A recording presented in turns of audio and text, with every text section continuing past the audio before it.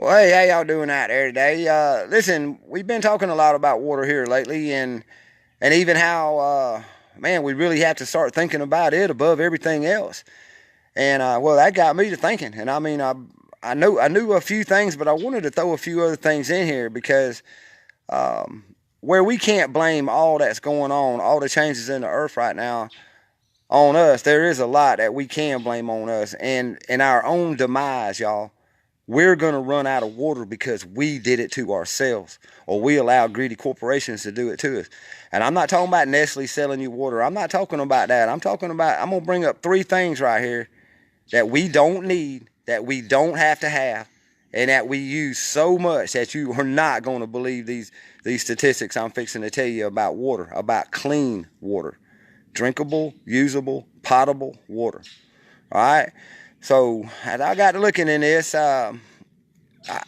me as usual, I try not to stay focused on one thing. I don't blame. I want to know the facts. So I looked at the facts, and the number one thing out there that we really don't need and we should pay attention to that steals our water and is disrupting our planet. Y'all ain't gonna believe it. It's concrete. Of all the things in the world, you never probably not would have thought about concrete being an issue or a problem. But did you know that concrete is the second most used substance on earth behind water? Wow. So it's water and concrete and then oil. So water and concrete. And you think, well, wow, Bill, how can we say water with concrete? I mean, it's just concrete. It ain't got nothing to do with water. Well, it takes water to make concrete. Now water dries out. When it dries out, it ain't any good anymore. The chemicals in concrete are amazingly toxic. It is not a good building material, never has been, but it's the most used. Everything around you. The Hoover Dam, I believe it's like 4.5 billion cubic yards of concrete, which is just ungodly 8 or 9 tons of cubic tons of concrete. Well, each yard, just 1 yard of concrete, takes 30 gallons of water that's gone forever to make. We use 10 billion tons. So that would be 20 billion yards. 20 billion yards of concrete a year. A year. If you did the math on that, there's literally over 9 trillion gallons of water we could save just by building our new buildings. Just new buildings. Leave everything alone. Don't suck out any more sand out of the ocean. Don't erode the beaches anymore. Don't have to clean and wash that water and waste that water. And don't use water to use concrete anymore. And we'd have 9 trillion gallons of clean, potable water a year to add to what we need. What we need now to live. So I'm going to keep that in there.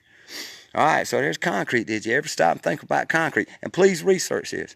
I wish everybody would research anything I talk about like I'm just lying to you. Just try to prove me wrong. But not prove me wrong. I want you to learn with me because I learned a little bit too.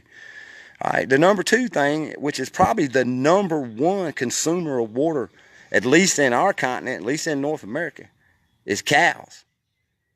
Today, right now, walking around us and every pinned up, the commercial livestock, the cows. I'm just going to keep it to the cows. We're not even going to talk about hogs and chickens and all the other stuff we eat. We're just going to leave it to cows, all right? There's about a little over 30 million beef cows right now, and there's about 10 million dairy cows, so that's 40 million cows. Each one of these cows has an average weight of about 2,000 pounds. Now, I wouldn't imagine what they eat. I've seen cows out in the pasture. I've come up around cows all my life. But I never stopped and put cows and water together. Did you know that it takes 600 gallons of water to make 1 pound? 1 pound of hamburger meat.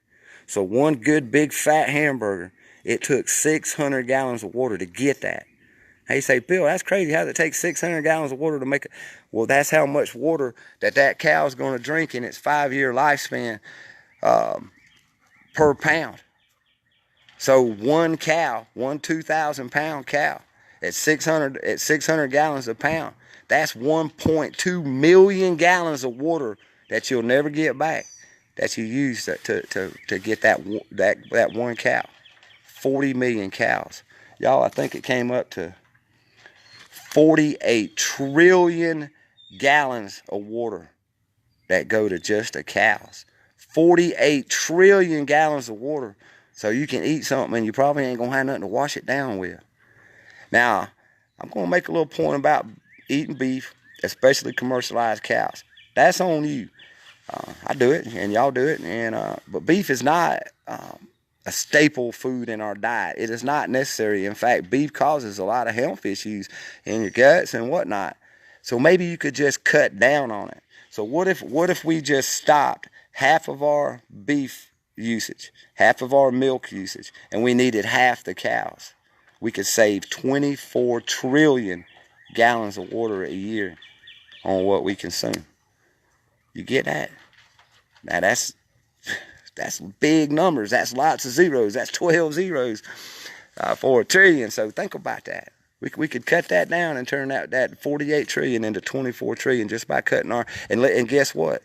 That's not half of the beef that we raise, and about a third of the milk that we produce in America don't even go to Americans. So maybe every country should be taking care of itself. Just getting greedy to make a living off other people by selling them animals and meat and food and products that needs to stay local, that always should have been local. I'm sorry that the technology and the convenience of being able to take it overseas makes it seem cool. It's not. Ask the Australians who are over there giving all their beef to the Chinese. Now, a lot of them don't care for it, and it's not even their problem, and it's taking their water on the driest continent.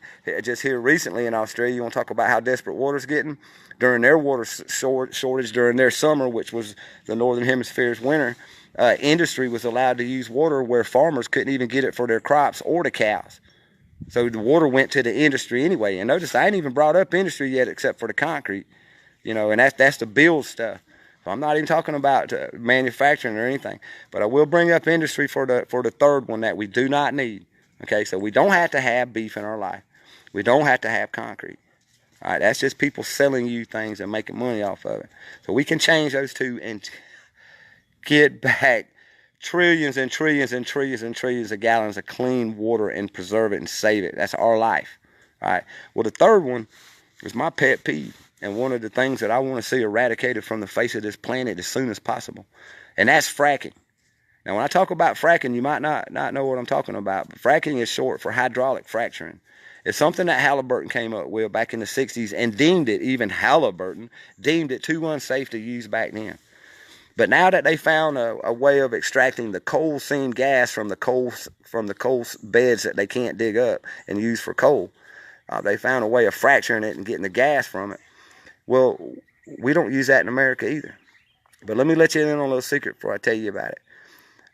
We have 2.5 million frack pads. So we have fracked America 2.5 million times, which is sick enough. Each one of those frack pads took over 2 million gallons of water. 2 million gallons of water to frack, just to frack it, just to fracture it, to get the gas going. And it takes about another 1 million gallons a year of water to upkeep that. We have 2.5 million wells. All right. We have 1.75 million active wells. So just do the math.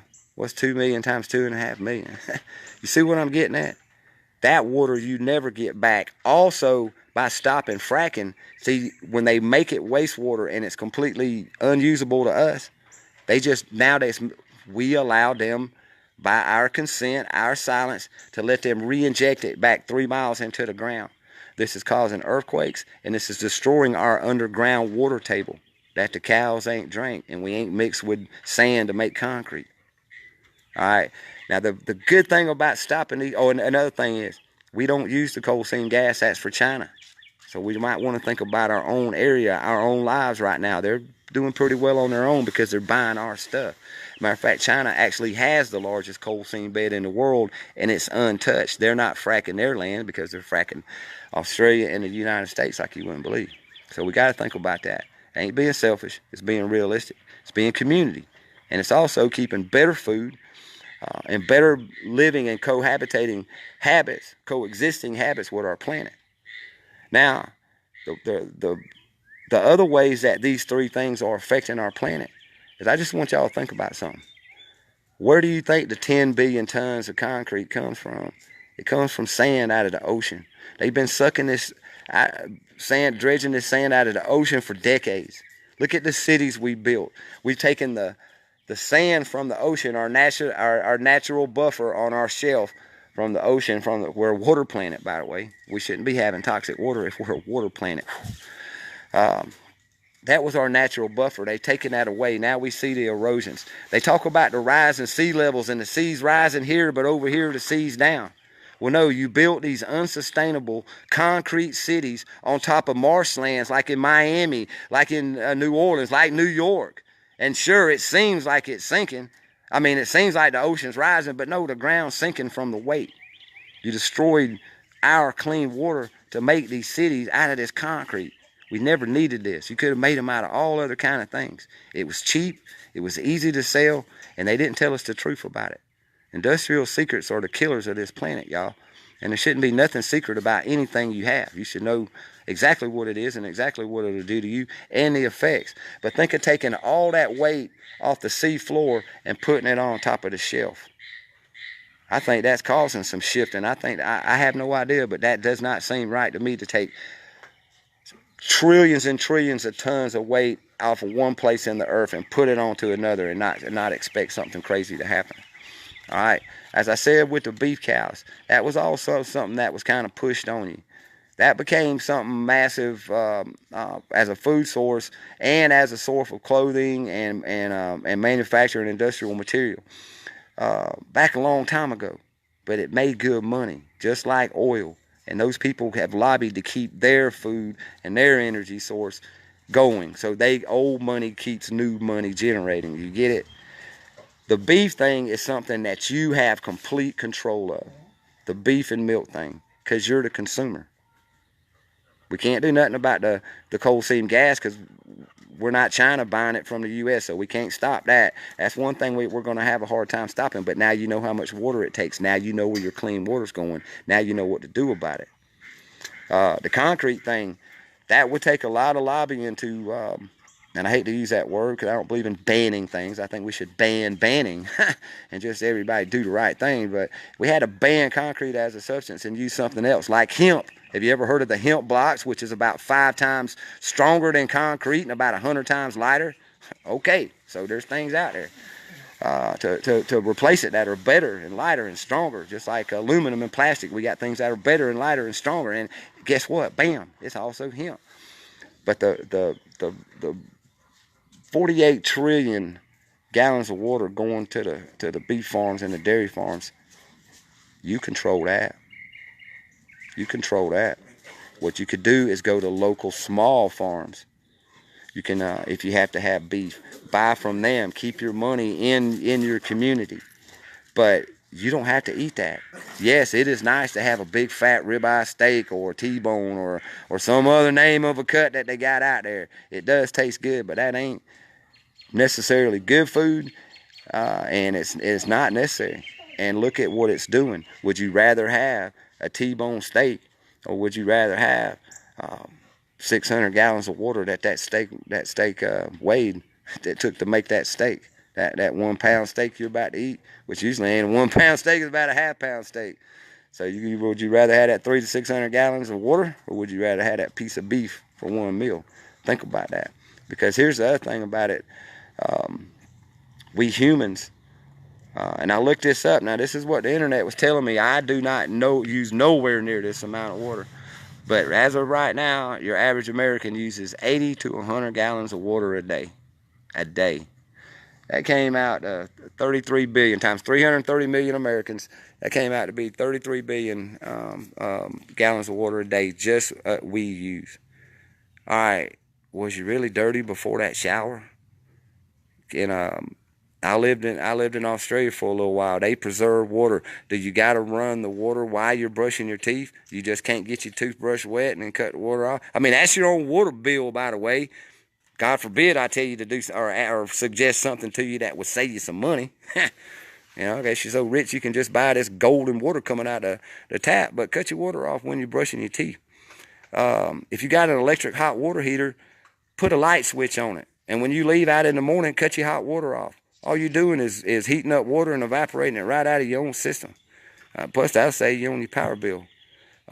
You can collect rainwater to flush your toilet. You don't got to drink it. You don't got to do nothing with it.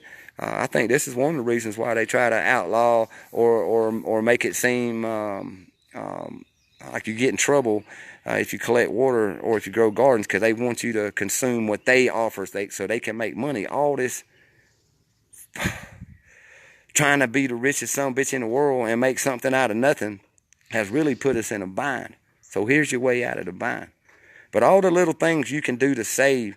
How about trying to think about the fact that don't try to use 80 to 100 gallons of water a day. How about cut it in half? Just try to cut it in half one day. Less time in the shower. Don't use a dishwasher to wash dishes. I mean, take a shower every other day. Listen, I want to say something about the shower. What you think smelling good and looking good and all that is, that's been sold to you. We don't all think like that. That's why they got so many different kinds of soaps and shampoos and smell good stuff.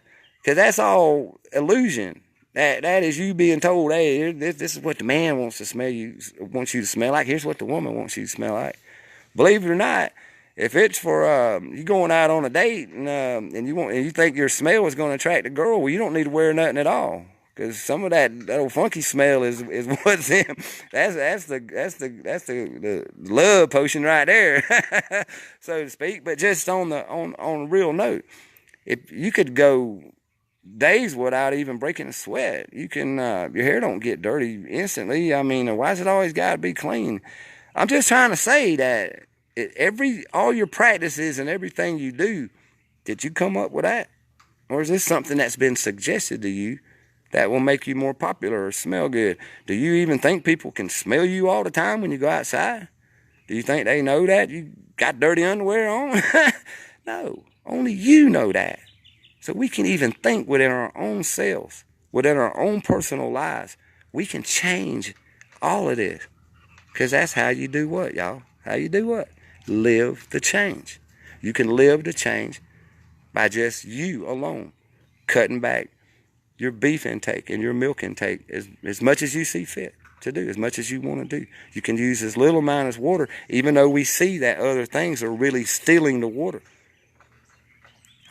Next time you go to buy a home, next time you go to build something, next time you try to do anything, now you know the truth about concrete, and I hope that you go look it up, because the sand wars or something, y'all, that's another money pit. That's another thing. We're trying to replace the sand now on all these beaches around America. They're not even talking about this, are they? That's them people up there in New Jersey. That's the people on the East Coast. That's the people down in Florida, how they trying to replace the beaches. I was just down in Florida. I saw the way the Gulf is stepping down when it used to be just one nice flat beach going out into the water. You could walk forever and still be in waist deep water. Now it was like big rifts missing out, whole long trenches. Just you could see it. And I never seen the Gulf like that. So I saw with my own eyes what's going on with this sand and this concrete. Those three things alone and the fracking are not necessary. So two of them you can help fight against. That would be your battle. But the other one's up to you. So I didn't, but the truth about this water crisis, I just put some power into your hands. The truth just put power into your hands. You do have some control. Because listen, I know I get out here and I get real blatant about the truth. And I seem hard sometimes. But I do love the victories. I do love to learn something new to help coexist that can actually work. Not a pipe dream, not if we all get together and we can change it. No, there's things we can do as individuals to change. You can change your thought process, number one. That will lead to your actions. You can change your actions just in your own personal life. You can cut your water intake and your food intake down, and you can help save the water for people after you. But knowing what's going on and not denying it, not deflecting and saying, well, we needed some tariff money we needed some money from the Chinese, so yeah, what's so bad about selling them some coal seam gas we ain't going to use? You don't look at the whole picture. You just think about your one little thing. Well, the thing is, you are the change, and if you live the change, we can probably push on a little further, y'all, and maybe even have a future for our children, because there is no future for our children right now. We don't even have water and food for them. So let's change that. And I think we can. Now, look, when people come at you about other things too, I just want to throw this in there real quick. The sea level rising, climate, global warming or climate change. Does it matter? See, people want to argue about whether or not they're right on how everything is changing in our face, or why there's 28 tornadoes in a weekend, or why there's tsunamis in 4 or 5 places on the earth after one earthquake, or just these weird things going on. They got good blame. They like to deflect. But how do you change it? How do we coexist with it? How do we learn to go with this change on our planet? Because it seems like we took all our sand out and put it on top of our oceans and put it on top of our land. That's going to get reclaimed somehow, y'all. We can't just keep doing stuff like that. And 10 billion tons a year of concrete and all that water gone just to have something nice to look at while you're dying of thirst. And by the way, you can only go about 3 days without water, so I'd like for you to think about that too. Because we need to be paying a lot of attention to this water right now. So it ain't just Nestle going out and buying springs and draining them out. It's not just the industry wasting water, making plastic gizmos. No, we wasn't told about the truth about concrete. We're not told the truth about the cows, and we wasn't really told all the stats about fracking. Well, now you know, and now you know what to look at. Now you know that you have some power over this. Hey, let me mention something else a little bit about the global warming. The cow thing. Do y'all know that the cows are also the #1 release of methane? I get on to big oil. I get on to industry. I get on to all the cars and all the vehicles.